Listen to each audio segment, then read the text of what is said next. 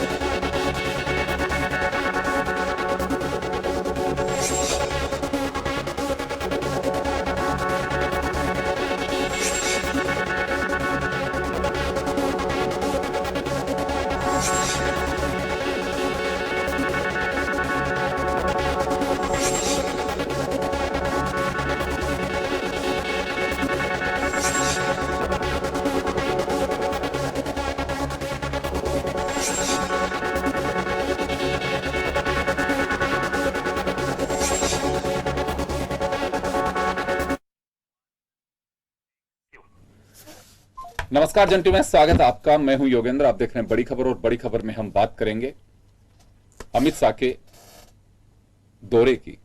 राजस्थान के भरतपुर और भरतपुर काफी महत्वपूर्ण, उस संभाग की 39 सीटें, ERCP का मुद्दा, और अगर 2018 के चुनाव की बात करें तो एक सीट भाजपा के खाते में, और वो भी शोभा रानी धौलपुर से जो जीती वो छोड़ के चली गई। बड़ा इंपॉर्टेंट है। क्या वजह रही, क्या रही? राजनीति का चाणक्य माना जाता है अमित शाह को, और बीजेपी अपनी तरह से तैयारी कर रही है। पहले प्रदेश की कुछ यहाँ लोगों को बुला के सभा, उसके बाद में संभागवार सभा, जिलों में जो रूट लाइन है, बूथ वर्कर से लेकर के और प्रभारी जो हैं उस क्षेत्र के तमाम लोगों से बात की गई है। लोकसभा और विधानसभा की तैयारियां साथ चल रही हैं बीजेपी की। मुझे ये कल ही पता चल पाया कि बूथ पे लोकसभा के जो प्रभारी हैं उन लोगों से भी अमित शाह चर्चा करके गए हैं। तो चलिए, 2023 बड़ा महत्वपूर्ण है, और इस संभाग की अगर हम बात करें, ये वह संभाग है जिसमें उत्तर प्रदेश और मध्य प्रदेश, और अगर कहें तो हरियाणा भी, 3 बॉर्डर से छूता हुआ ये प्रदेश है। और वो एरिया है। इसमें बहुत सारे अपने मुद्दे हैं, बहुत सारी चीजें हैं, जातिगत राजनीति, बसपा का अपना अगर कहीं पे कहें कि कुछ भी प्रभाव है तो इसी क्षेत्र में है। अमित शाह का दौरा काफी महत्वपूर्ण है। महत्वपूर्ण इस मायने में है कि अभी बीजेपी में एक निर्णायक स्थिति में कहा जाए तो अमित शाह हैं, और उनकी कुछ एक्सरसाइज कार्यकर्ताओं के बीच उनकी उपस्थिति निश्चित रूप से पार्टी के लिए बड़ी अहम होती है। तो चलिए हम चर्चा शुरू करेंगे। हमारे साथ पौरुष भारद्वाज जी कांग्रेस से हैं, राखी राठौड़ जी भाजपा से हैं, दशरथ सिंह हमारे सहयोगी हमारे साथ हैं। दशरथ, आपके पास आना चाहूंगा। अमित शाह का दौरा निश्चित रूप से महत्वपूर्ण दौरा है और चुनाव आने वाले हैं। मैं ये कहूं कि बहुत लंबा वक्त हो नहीं कह सकते, वैसे 7 से 8 महीने का वक्त अब राजस्थान की विधानसभा के चुनाव में हम कह सकते हैं। 7 महीने के आसपास का वक्त सभी को जाना होगा। तैयारियां शुरू हैं। सरकार अपनी योजनाओं के दम पे चुनाव में जाना चाहती है। विपक्ष हमलावर इस बात को लेकर के है कि सरकार चल ही नहीं रही है। 3D की उन्होंने जिक्र भी किया।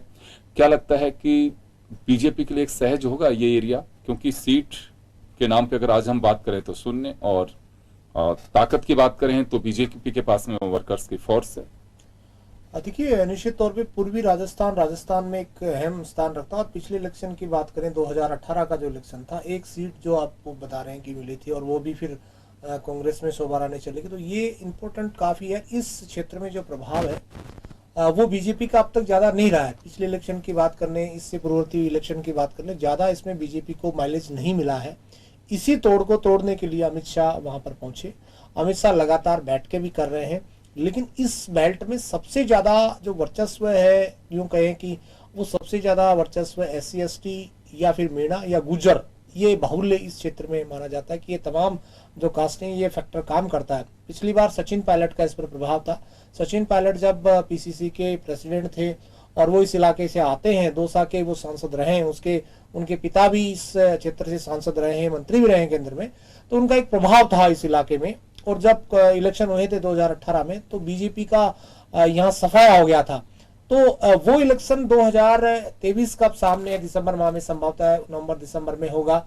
लेकिन इस मिथक को तोड़ने के लिए अमित शाह, जो कांग्रेस के इस मिथक को तोड़ने के लिए बीजेपी के चाणक्य माने जाते हैं, और उसी के चलते वो वहां उन्होंने कैंप किया। आज वो वहां पर गए और 3D की सरकार, गहलोत सरकार को बताया। हालांकि कितना माइलेज उनको मिलेगा या नहीं मिलेगा, लेकिन कांग्रेस मजबूत है, इसमें दो राय नहीं कह सकते कि कांग्रेस वहां मजबूत नहीं है। एक बात आपने निश्चित तौर पे कही कि इस इलाके में बसपा का भी प्रभाव है। यूपी से सटा हुआ ये इलाका है, तो यहाँ पर बसपा जो मजबूत, राजस्थान में अगर बसपा की कोई सीटें आती हैं 2-4 जहां से भी, वो इसी बेल्ट से ज्यादा आती हैं। तो आने वाले वक्त में क्या कांग्रेस इसमें, और सबसे बड़ा जो फैक्टर इसमें ERCP का रहेगा, क्योंकि अभी लग रहा है कि ERCP फैक्टर नहीं बनेगा, लेकिन कांग्रेस अगर इस मुद्दे को बुनाएगी तो निश्चित तौर पे चुनाव तक इसका मुद्दा ये जोर पकड़ेगा, क्योंकि 13 जिलों के पानी से जुड़ा ये मामला है।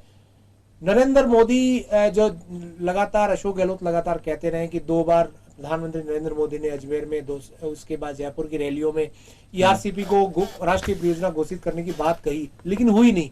आज भी PCC चीफ ने यह कहा कि अमित शाह वहां आए, लेकिन अमित शाह को ERCP पे बात करनी चाहिए थी। जब चुनाव होते हैं अमित शाह आते हैं, कैंप करते हैं, लेकिन जब चुनाव निकल जाते हैं तो वहां की जो लोकल समस्याएं हैं उस पर अमित शाह या बीजेपी का ध्यान नहीं होता। चलिए मैं वापस आऊंगा दर्शक आपके पुरुष, आपके पास में आना चाहूंगा। अमित शाह का दौरा निश्चित रूप से महत्वपूर्ण दौरा है, क्योंकि आप भी संभागवार सम्मेलन कर रहे हैं, कार्यकर्ताओं से मिल रहे हैं, बेनिफिशरीज से मिल रहे हैं। तो अमित शाह का ये दौरा महत्वपूर्ण इस मायने में है कि पिछले दिनों दौसा के पास में जब आकर के गए थे प्रधानमंत्री नरेंद्र मोदी हाईवे का उद्घाटन करने के लिए, ERCP को लेकर के काफी जिक्र आपकी पार्टी ने की, मुख्यमंत्री ने किया, लेकिन उस पर कोई चर्चा हुई नहीं। मंत्री खुद गजेंद्र सिंह शेखावत मौजूद रहे मंच पे, लेकिन किसी तरह की कोई बात जिस तरह से आनी चाहिए थी वो आ नहीं पाई है। तो मुझे ऐसा लगता है कि ERCP जो एक बड़ा मुद्दा बनाना चाहते हैं ईस्टर्न राजस्थान में, बीजेपी उससे बहुत बड़ा माइलेज दे नहीं रही है।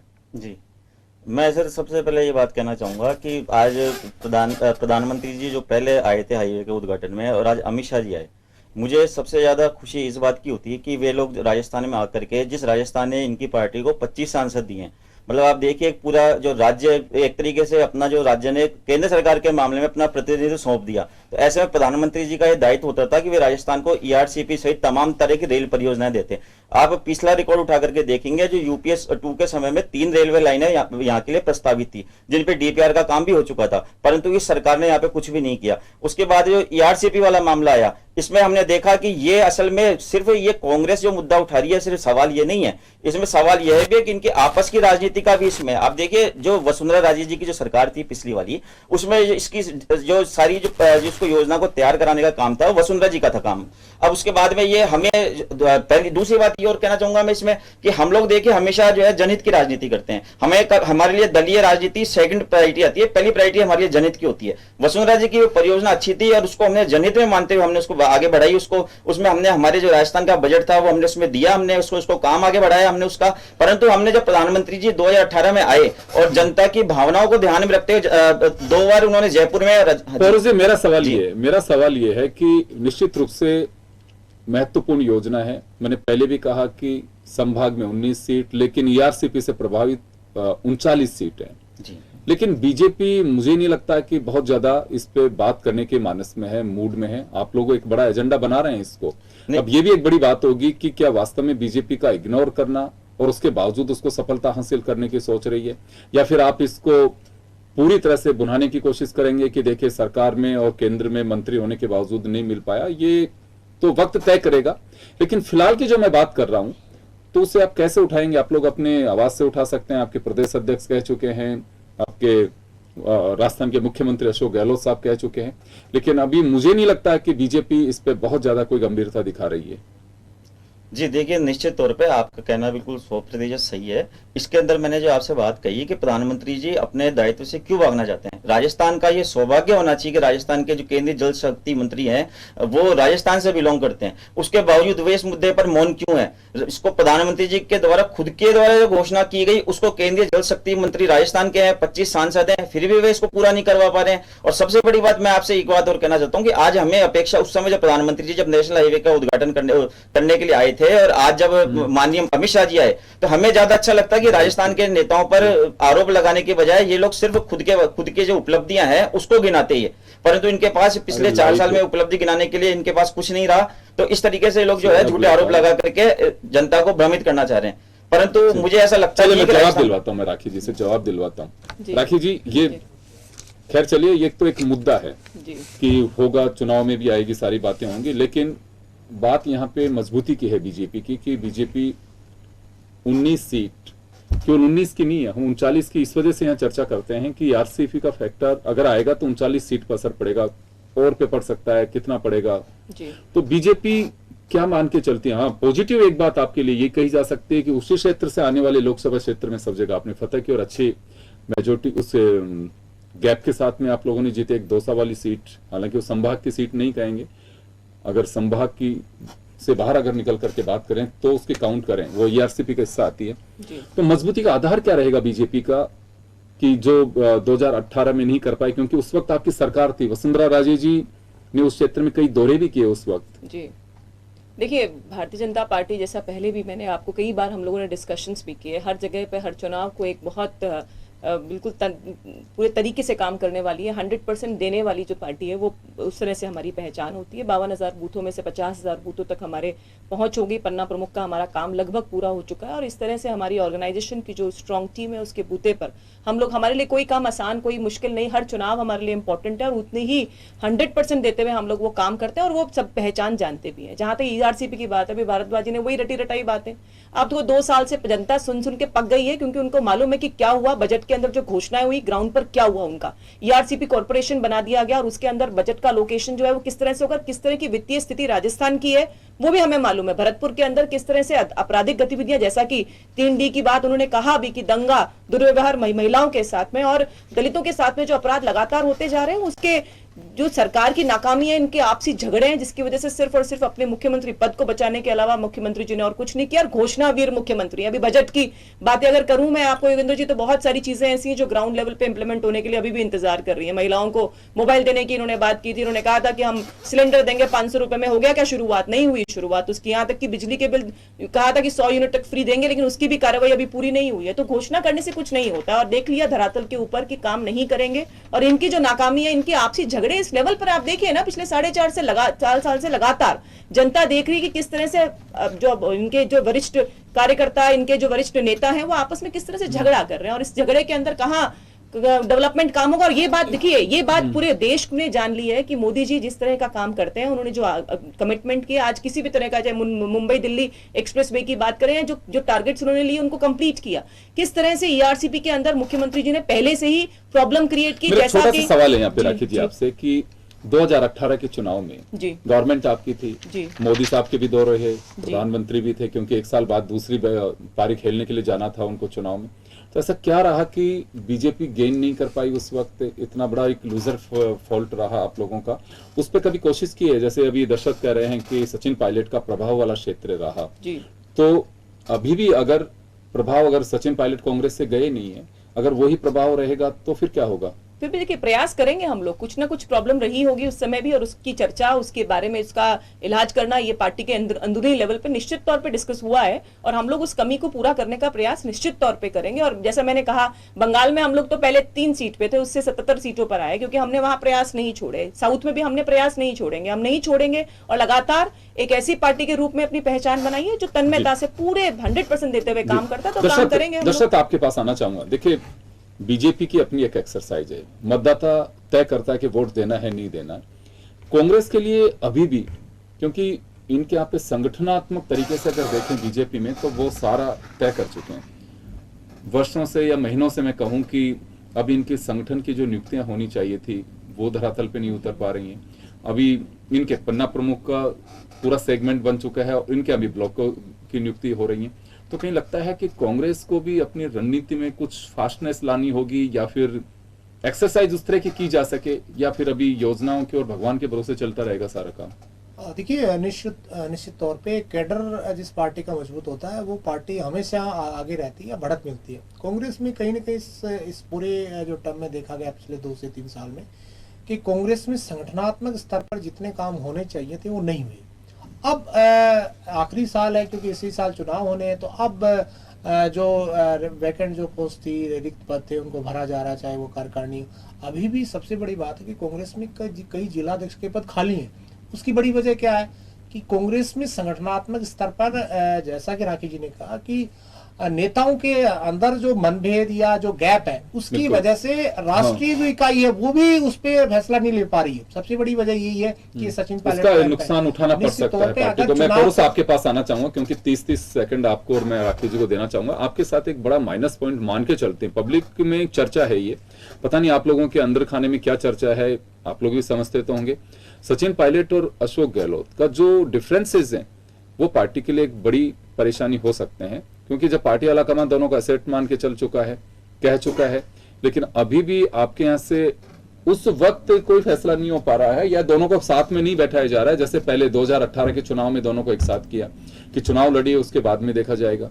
अभी भी कोई डिसीजन या डायलॉग का अभाव है, या फिर दोनों का झगड़ा इतना बड़ा हो गया कि कोई मानने को तैयार नहीं, और आलाकमान जो आपका इतना बोना हो गया कि इनके झगड़े के आगे अपना कद बहुत छोटा करके बैठा हुआ है? देखिए सर, इसमें सबसे बड़ी बात यह समझने वाली बात है कि हम देश की एक लोकतांत्रिक पार्टी हैं, और लोकतंत्र के अंदर अपने अपने विचार रखने की किसी को ना मनाही होती है और ना होनी चाहिए। अनुशासन के नाम पर यदि आप किसी आम जन की भी भावना को दबाते हैं, तो यह भी एक तरीके से एक लोकतंत्र के तौर पे अपराध है। जबकि हमारे यहाँ तो नेता अगर अपनी बात कहते हैं तो हमें इसमें कोई गलत बात नजर नहीं आती। दूसरी बात, आपने ये बात कही कि हमें इन दोनों के झगड़े से संभावित नुकसान होने की बात जो आपने कही, तो मैं आपसे आपको नहीं लगता आपको नहीं लगता नुकसान होगा? बिल्कुल, मैं आपसे एक बात कहना चाहूंगा कि सचिन पायलट जी भी हमारे सम्मानीय नेता हैं और अशोक गहलोत जी भी हमारे सम्मानीय नेता हैं। सम्मानीय मतदाता जो है वो उसकी मैं बात जानना चाह रहा हूं। मैं ये बात कहना चाह रहा हूं आपसे कि अशोक गहलोत जी भी का भी अपने पूरे एरिया पे प्रभाव है, और सचिन पायलट जी का भी अपने एरिया पे प्रभाव है। क्या आपको ऐसा लगता है कि सचिन पायलट जी कांग्रेस का प्रचार नहीं करेंगे, या फिर आप आपको लगता है कि अशोक गहलोत जी कांग्रेस का प्रचार नहीं करेंगे? दोनों हमारे नेता हैं, जैसे हमारे आला कमान ने कहा कि दोनों ही हमारे एसेट्स हैं, तो दोनों चुनाव आएगा सर तो मैं ये निश्चित नहीं तौर कह पे रहा, काम आपकी करेंगे पार्टी के नेता, आपकी पार्टी के वर्कर्स कहते हैं कि हम लोगों के कब होगा कि ये दोनों एक साथ बैठ सके। आप लोगों की पार्टी के वर्कर से बात कहते हैं, पीसीसी में चर्चाएं सुनता हूं मैं, ये बात बेशक अब आप लोगों तक पहुंचती है नहीं पहुंचती है, या पहुंचती है बात उन्हें अगर इग्नोर कर रहे हैं तो फिर बिल्कुल आप लोगों का कॉन्फिडेंस कुछ अलग ही तरह का है।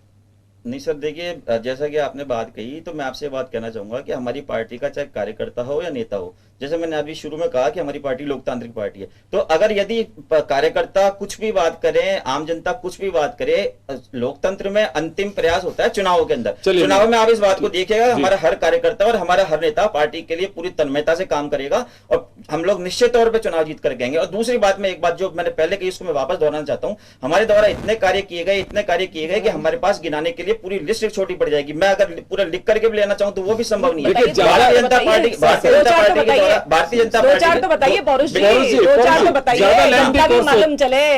ज्यादा लेंथी कोर्स बताइए। होता है ना, वो भी समझ में नहीं आता है। वो चीजें बताइए तुरंत। नहीं बताने की कुछ नहीं है। मैं मैडम से निवेदन ये करना चाहूंगा, कांग्रेस का अधिवेशन नहीं चल रहा, आप ऐसे बोलोगे?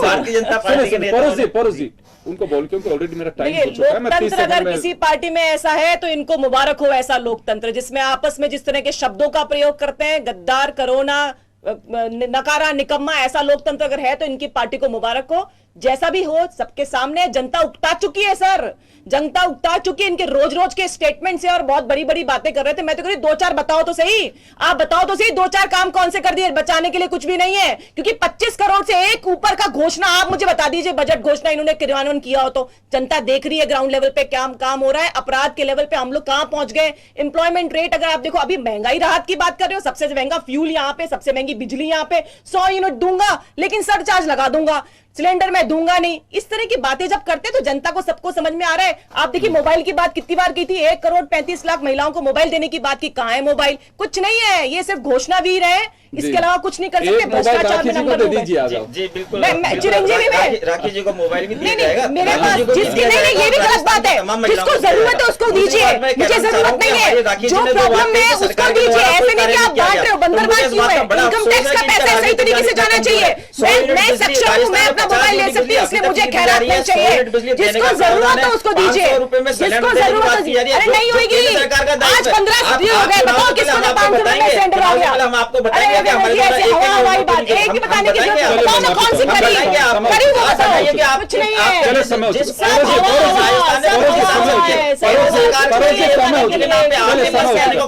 चलिए मैं राखी जी से पूछना चाहूंगा। नहीं पूछिए, आप समय हो चुका, मैं माफी चाहूंगा, समय हो पूछने का। चुका, मैं माफी चाहूंगा। खैर चलिए, अमित शाह का दौरा निश्चित रूप से महत्वपूर्ण दौरा, और दौरे के साथ में उनकी अपनी एक रणनीति, वो किस तरह से चुनावी मैदान में इस संभाग के ले रहे हैं, क्योंकि सभी संभाग में बीजेपी के इसी तरह के सम्मेलन हो रहे हैं। कहीं नड्डा जी आएंगे, कहीं पे अमित शाह खुद जा रहे हैं, कहीं कोई और कद्दावर नेता पहुंच रहा है। ये एक सभी संभाग में बीजेपी कुछ आने वाले दिनों में, आई थिंक अगले महीने तक के जो सुन पा रहा हूं मैं, पूरे करने वाली है, और हर संभाग की बारीकियों की नब टटोलने की कोशिश की जा रही है कि कैसे, क्या अगर हमारी कोई खामी रहे तो उसे दुरुस्त कैसे कर सकते हैं।